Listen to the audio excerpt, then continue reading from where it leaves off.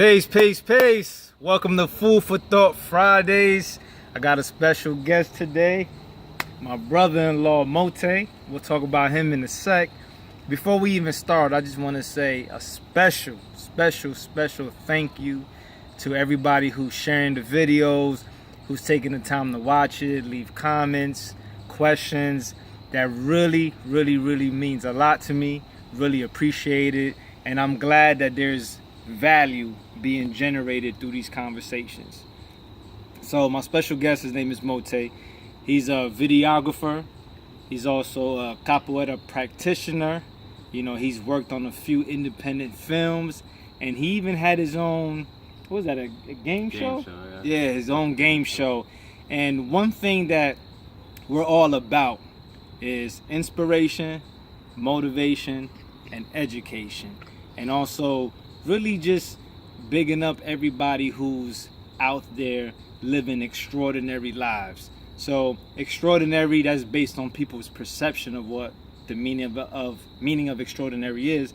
But basically, even if you're doing the ordinary things in a major way, you're out here go hunting, you know, just really just living life to the fullest.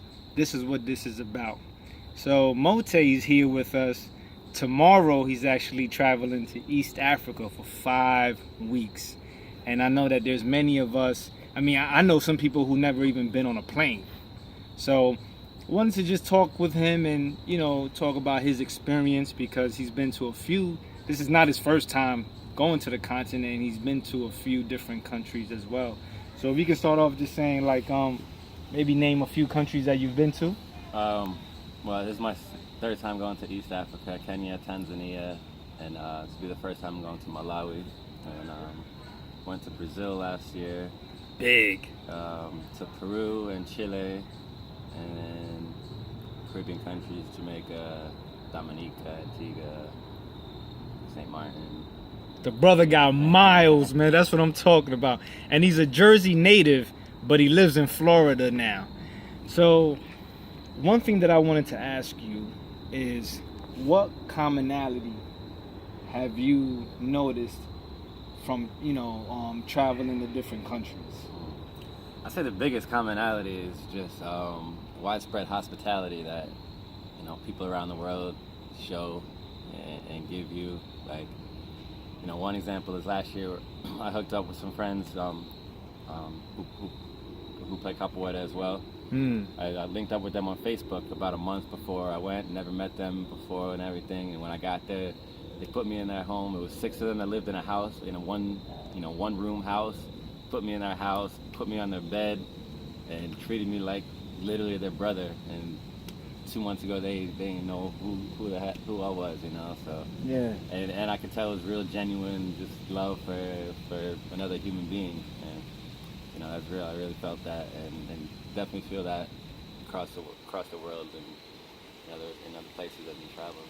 Wow, that's what's up. I noticed for myself when I travel, right, having locks and everything, like when I went even all the way to Egypt, people were yelling, Bob Marley, Bob Marley. Did you get the same thing? Absolutely. Anywhere around the world, every corner of the earth. Word, me too. People know Bob Marley, and you could be like a mile down the road and they scream, Rasta, Bob Marley, yeah! You know, they just love, you know, Rasta culture and I guess what locks represent in general. So it definitely smooths the transition of traveling and you know, yeah, no, definitely. I've noticed that as well, and it really talks about the power and impact that the brother Bob Marley has had on the world.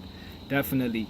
Now, you do Capoeira. Most people don't know who or what Capoeira is. You know what I'm saying? If you can just talk a little bit about Capoeira, and also what made you choose Capoeira as your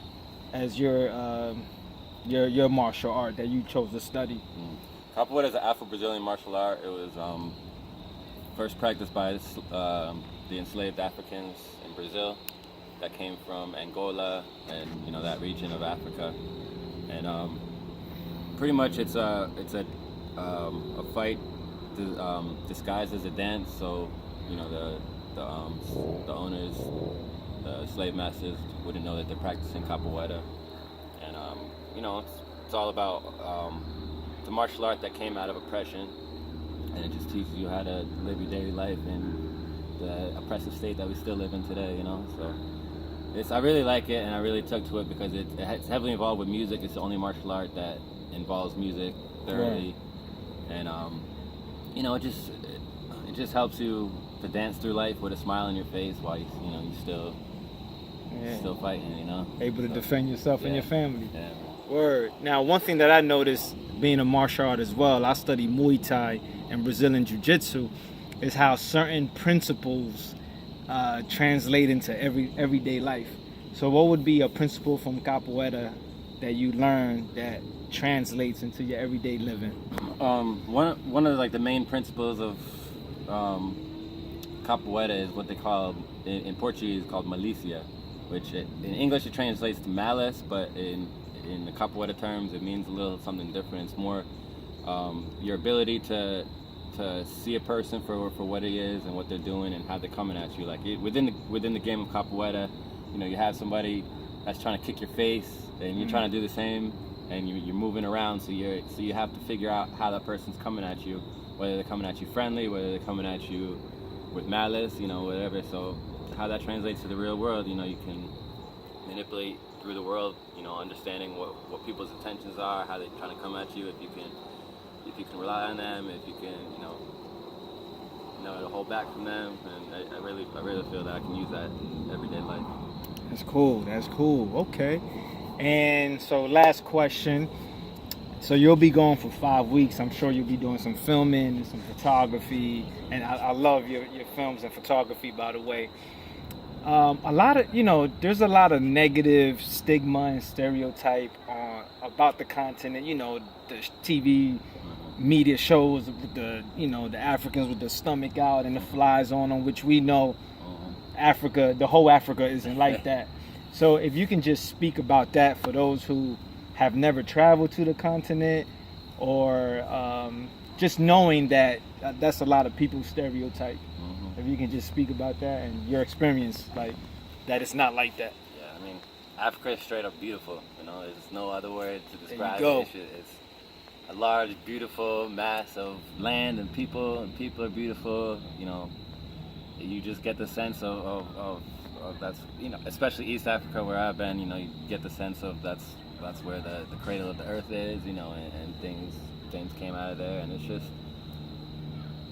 you know, obviously there's, like in the cities and stuff, there's like struggles for money and stuff, but through that, despite that, people keep their heads high and their hearts warm, and it's really, you know, you really feel that love. Yeah. Okay. Well, there you go, from a brother who's traveled to the continent numerous times.